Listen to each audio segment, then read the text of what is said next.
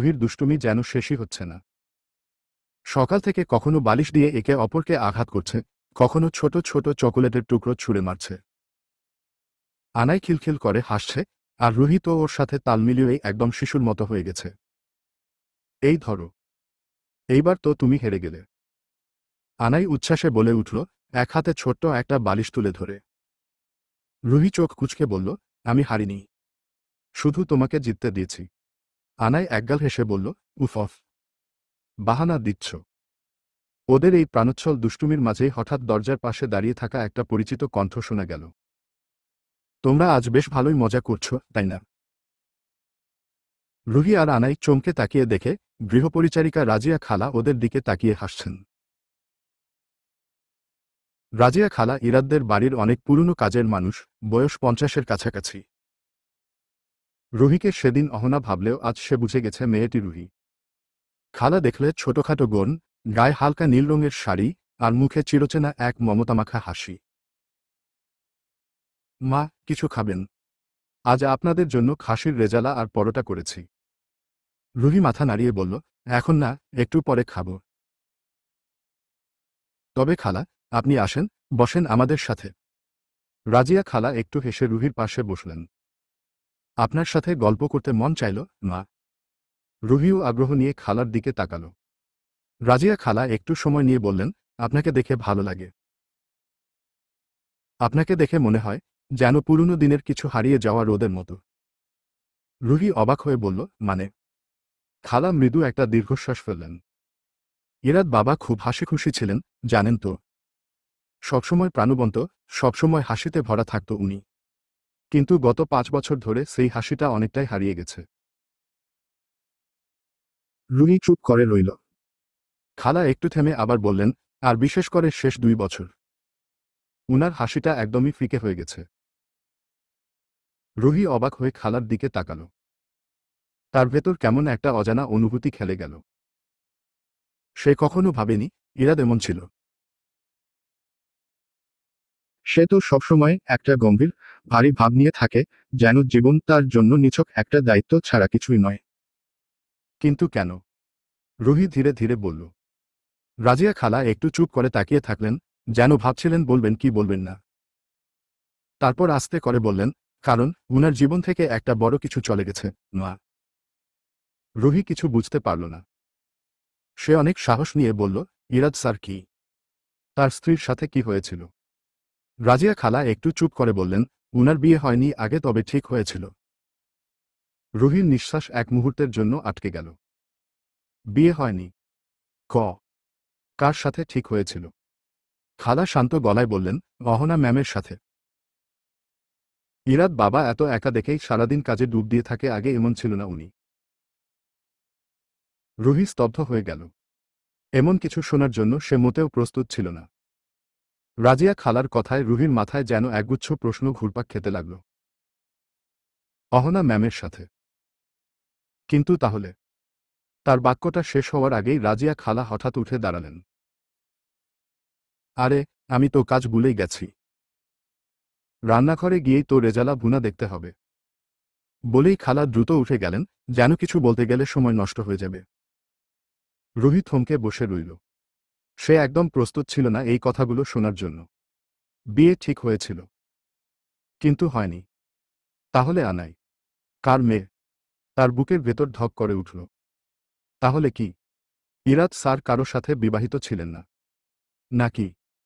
তার মাথায় সন্দেহের একের পর এক ঢেউ আছড়ে পড়ছিল। সে আনাইয়ের দিকে তাকাল। ছোট্ট মেয়েটা এখনো তার পুতুল নিয়ে খেলায় মগ্ন। রুহির হঠাৎ মনে হল, আনাইয়ের চোখগুলো ঠিক তার বাবার মতো। এত মিল কি করে? কিন্তু অহনার মতো দেখতে ছিল বলে যে কথাটা সবাই বলে, সেটাও কি সত্যি? কারণ রুহিকে দেখলে আর আনাইকে দেখলে অনেক মিল দেখা যায়। তার মানে আনাই অনেকটা অহনার মতোই ছিল। তাহলে অহনার সাথে ইরাদের সম্পর্ক আসলে কি ছিল? তার নিজের প্রশ্নের উত্তর যেন কোথাও নেই। কিন্তু এক জিনিস সে খুব ভালো করে বুঝতে পারছিল, এই রহস্যের মাঝেই হয়তো ইরাদ স্যারের গভীর বিষাদের আসল কারণ লুকিয়ে আছে। আর রুহি সেটা জানতেই চায়। রুহি গভীরভাবে চিন্তা করতে লাগল। আমি যদি ইরাদ স্যারকে জিজ্ঞেস করি, উনি কি রেগে যাবেন? প্রথম দিনটার কথা মনে হতেই ওর গলা শুকিয়ে এলো। সেদিন তো সামান্য দেরি করায় কেমন ধমকে দিয়েছিল। আর মাঝে মাঝেই ওর দিকে এমন কঠোর দৃষ্টিতে তাকায়, যেন কোনো ভুল করলেই আবার সেই শীতল রাগটা ঝরে পড়বে। রুহির বুকের ভেতর কেমন জানি একটা অস্বস্তি কাজ করল। সে ওনাকে সরাসরি জিজ্ঞেস করতে পারবে না, অন্তত এখন না। তাহলে কি করবে? রাজিয়া খালা তো অনেক কিছু জানেন, কিন্তু উনিও তো হুট করে চলে গেলেন। উনার কাছে আবার প্রশ্ন করা কি ঠিক হবে? রুহি খানিকটা দ্বিধাগ্রস্ত হয়ে গেল। এদিকে ইরাদ স্যারও তো খুব সহজে কিছু বলেন না।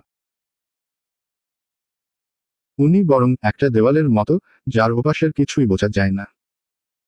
কিন্তু একটা ব্যাপার নিশ্চিত, অহনা, ইরাদ আর আনাইয়ের সম্পর্কের মাঝে এমন কিছু লুকিয়ে আছে, যা এতদিন ও জানতই না। আর এখন ওর ভেতরে একটা তীব্র কৌতূহল জেগে উঠছে।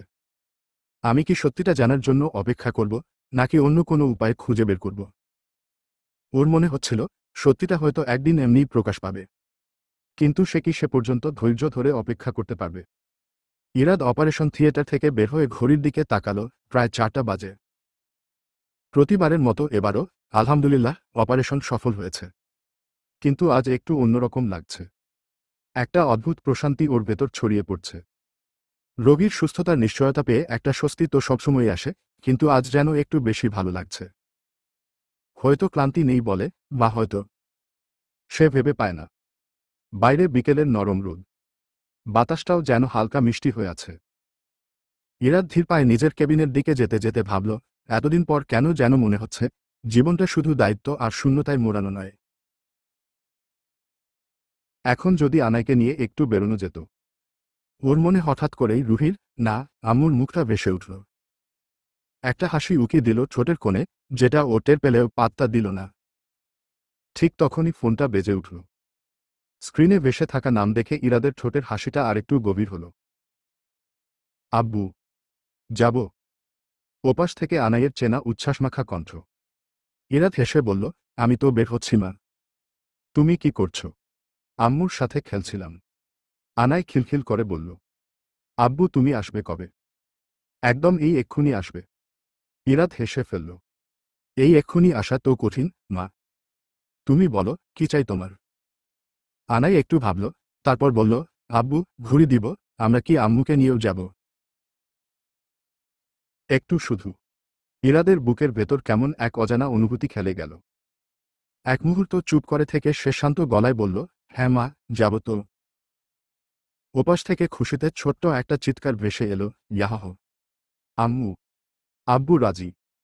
রুহি একটু লজ্জা পেয়ে হাসল, যখন আনাই এভাবে ওদের মা বাবা বলে ওর কাছে ভালো লাগে।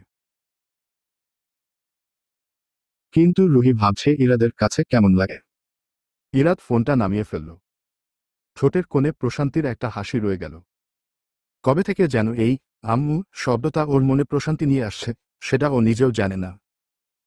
কিছুক্ষণের মধ্যেই ইরাদ ফিরে এলো। ইরাদের পরনে হালকা বেগুনি রঙের শার্ট, হাত গুটানো, চুলগুলো এলোমেলো হলেও তাতে একটা অন্যরকম সৌন্দর্য আছে। রুহি ওর দিকে তাকাতেই ইরাদের চোখের কোণে হালকা এক মিষ্টি হাসি খেলে গেল। তাহলে রেডি? রুহি এক মুহূর্ত চুপ করে থাকল।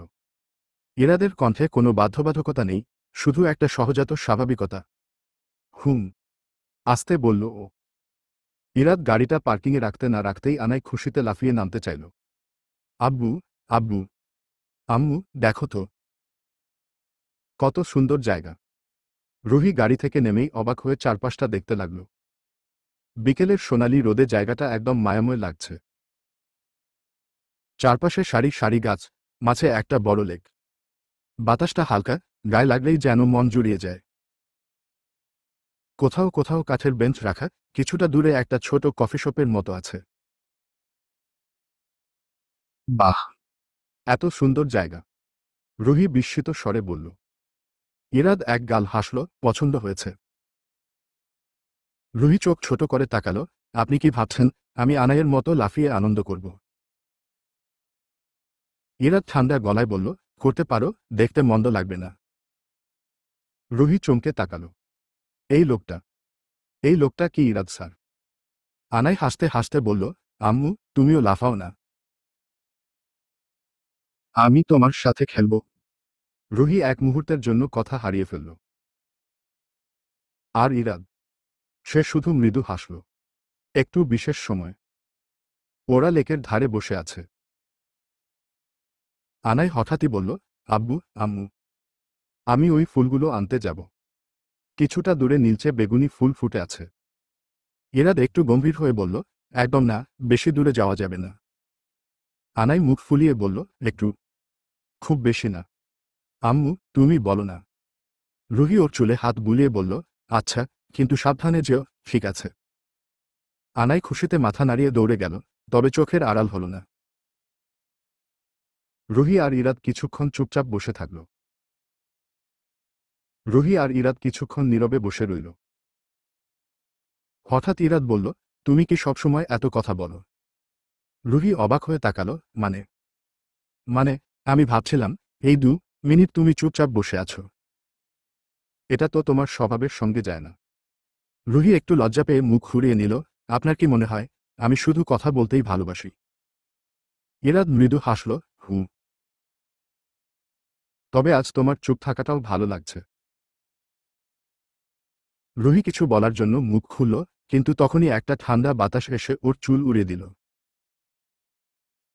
ওর কয়েকটা চুল মুখের সামনে এসে পড়ল, আর তখনই ইরাদের হাতটা ধীরে ধীরে বাড়িয়ে রুহির গাল ছুঁয়ে চুল সরিয়ে দিল। রুহি এক মুহূর্তের জন্য নিঃশ্বাস নিতে ভুলে গেল। ইরাদের আঙুলের স্পর্শ হালকা, কিন্তু এতটাই গভীর যে ওর বুকের ভেতর কেমন যেন শিহরণ খেলে গেল। রুহি দ্রুত চোখ নামিয়ে নিল। আম্মু। আনাইয়ের কণ্ঠ শুনেই রুহি উঠে দাঁড়ানোর জন্য ব্যস্ত হয়ে পড়ল। ওর কান যে একদম লাল হয়ে গেছে সেটা বুঝতে পারছে খুব ভালোভাবেই। আর ইরাদ, সে ধীর পায়ে উঠে দাঁড়াল। ওর ঠোঁটের কোণে এক চিলতে হাসি খেলা করছে, যা ও নিজেও লুকাতে পারেনি। একটা অদ্ভুত সন্ধ্যা। বিকেল নেমে এসেছে। নরম রোদ্দুর, হালকা ঠান্ডা বাতাস, আকাশে লালচে আভা। ইরাদ আনাইয়ের ছোট্ট হাত ধরে হাঁটছে, আর পাশে রুহি। আশেপাশের মানুষজন হয়তো ভাবছে এটা একটা সুখী পরিবার। রুহির মনে হলো এই মুহূর্তটা যেন কেমন স্বপ্নের মতো। আনাই একদম ছটফট করছে। আমরা এখনই ঘুড়ি ওড়াব। ঘুড়ি কি এমনি এমনি উড়বে? ইরাদ হাসল, আগে কিনতে হবে তো। ওরা রাস্তার পাশের ছোট্ট দোকান থেকে রঙিন ঘুড়ি কিনল। আনাই গোলাপি আর সাদা রঙের একটা ঘুড়ি নিল, তাতে ছোট্ট করে ওর নাম লেখা। আব্বু, এটা তুমি উড়াবে, আমি সুতা ধরে রাখব। আর আম্মু? ইরাদ আস্তে বলল। রুহি চমকে তাকাল। ইরাদ এত স্বাভাবিকভাবে কথাটা বলল, যেন এটা বলা ওর অভ্যাস হয়ে গেছে। যেন এটা অস্বাভাবিক কিছু নয়। রুহি আনাইয়ের মাথায় হাত বুলিয়ে বলল, আমিও সাহায্য করব, মা। বিকেলের শান্ত নরম আলোয় ঘুড়িটা বাতাসে উড়তে শুরু করল। রুহি আর আনাই সুতা ধরে আছে, আর ইরাদ চালাচ্ছে। একটা সময় রুহির হাত ইরাদের হাতে লেগে গেল। এক মুহূর্তের জন্য দুজনেই থেমে গেল। রুহি দ্রুত হাত সরিয়ে নিল। ইরাদ একবার ওর দিকে তাকিয়ে আবার ঘুড়িতে মন দিল, কিন্তু তার মধ্যেও একটা চাপা অস্বস্তি কাজ করছিল। ওর ভেতর কেমন যেন একটা অদ্ভুত অস্থিরতা বাড়তে লাগল।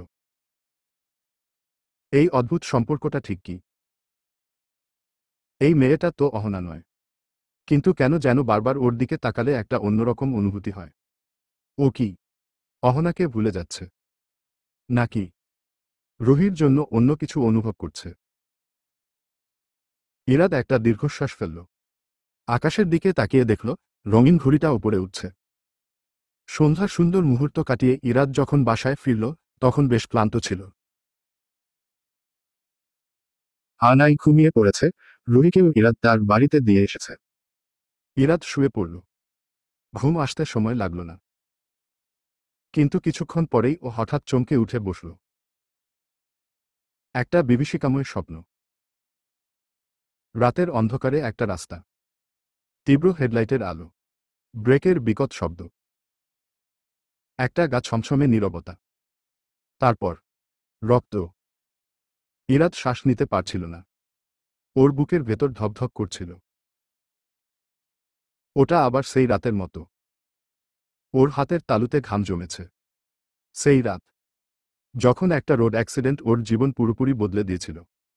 কিন্তু ঠিক তখনই ফোনটা বাজল। ইরাদ দ্রুত ফোনটা তুলল। স্ক্রিনে হাসপাতালের নাম ভাসছে। ইরাদ স্যার, আপনি দ্রুত আসতে পারবেন? ওপাশ থেকে নার্সের চিন্তিত কণ্ঠ। কি হয়েছে? ইরাদ ধীরে জিজ্ঞেস করল, যদিও তার মনে হচ্ছিল উত্তরটা ভালো হবে না। একটা বড় ইমার্জেন্সি কেস এসেছে স্যার। চট্টগ্রামে একটা দুর্ঘটনা ঘটেছে। Multiple injured patient. হাসপাতালের একটা মেডিকেল টিম পাঠানো হচ্ছে, কিন্তু আমাদের বেস্ট ডাক্তার আর সার্জন দরকার।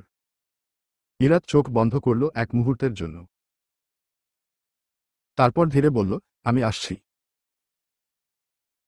গাড়িতে ওঠার আগে ওর মনে পড়ে গেল কয়েক বছর আগের কথা। সেদিনও এমনই এক ফোন এসেছিল, আর ও ছুটে গিয়েছিল। কিন্তু ফিরতে হয়েছিল শূন্য হাতে। তাদের আর ফিরিয়ে আনা যায়নি। আজকের এই ডাকটা কি আবার সেই অতীতের পুনরাবৃত্তি হবে? নাকি এইবার ও পারবে কাউকে বাঁচাতে? ইরাদ গভীর শ্বাস নিল।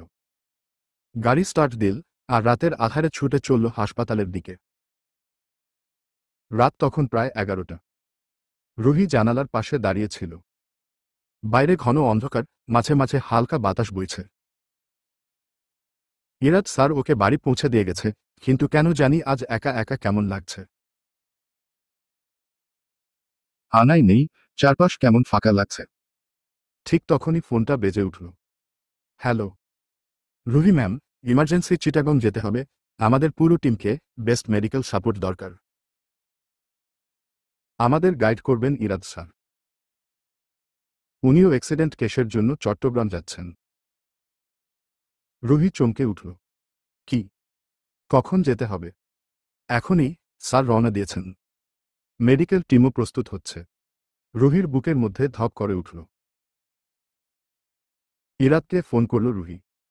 তাৎক্ষণিকভাবে ও ইরাদকে ফোন দিল। 2বার রিং হওয়ার পর ফোন ধরল ইরাদ।